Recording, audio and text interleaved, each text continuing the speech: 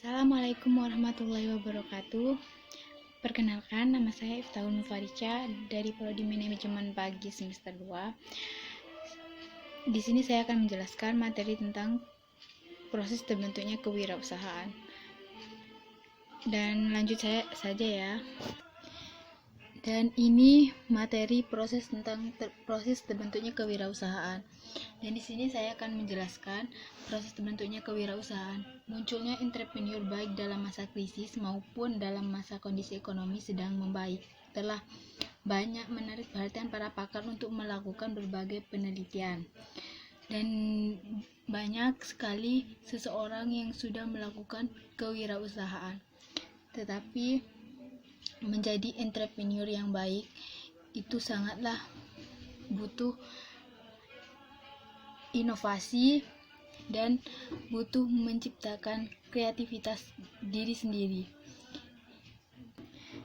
Next ya, ini teori Liv Pachenga. Ini teori dari proses terbentuknya wirausaha.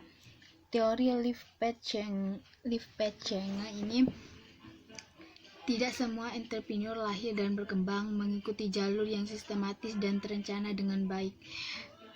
Menurut teori Liv Pachenga dan menurut saya, memang tidak semua entrepreneur itu berkembang dan mengikuti jalur yang sistematis dan terencana dengan baik.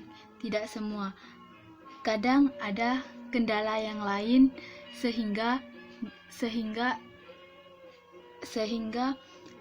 usaha menjadi entrepreneur itu tidak berkembang dan tidak berjalan dengan sesuai yang diinginkan.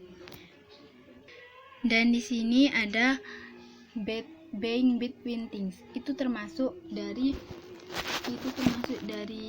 kendala proses kewirausahaan, yaitu ada orang yang merasa berada pada dua dunia. Itu bagaimana? Itu orang-orang yang baru keluar dari ketentaraan, orang yang baru keluar dari penjara.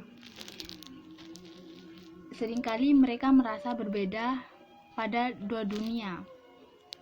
Itu yang jadi kendala. Yang kedua, having positive pull. Yaitu mendapat dukungan positif yang menciptakan rasa aman dari berbagai risiko yang akan dihadapi di kemudian hari dalam menjadi entrepreneur di kewirausahaan. Yang teori kedua itu teori Golderick Behavior. Teori ini menggambarkan seseorang menjadi entrepreneur untuk mencapai tujuan tertentu. Teori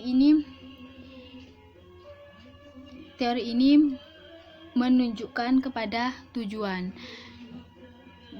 Kita menjadi entrepreneur itu tujuan dari awal apa sampai dari akhir, itu tujuan kita apa untuk menjadi entrepreneur, yaitu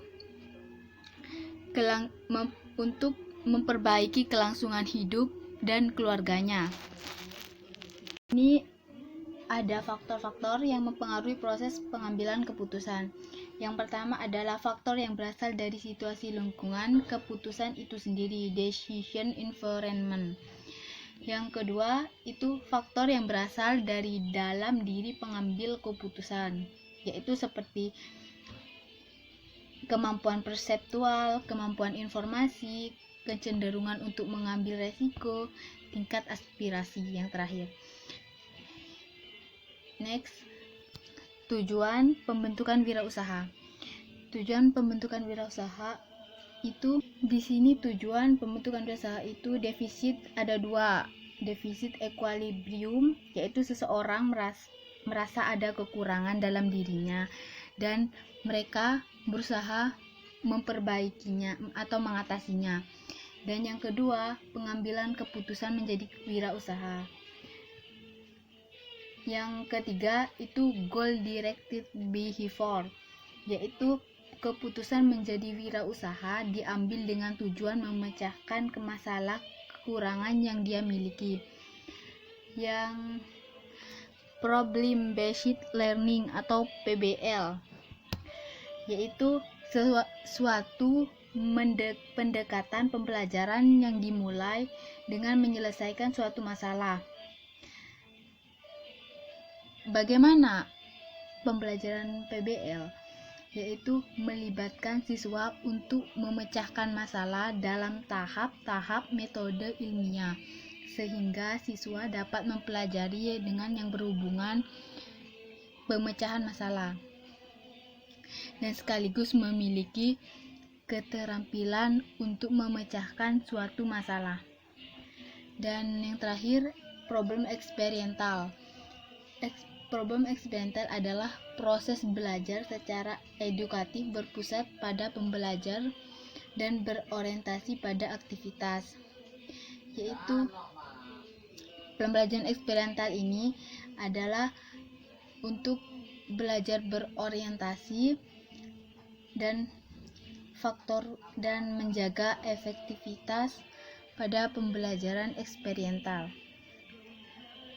Dan sekian dari presentasi saya, kurang lebihnya saya mohon maaf. Wassalamualaikum warahmatullahi wabarakatuh.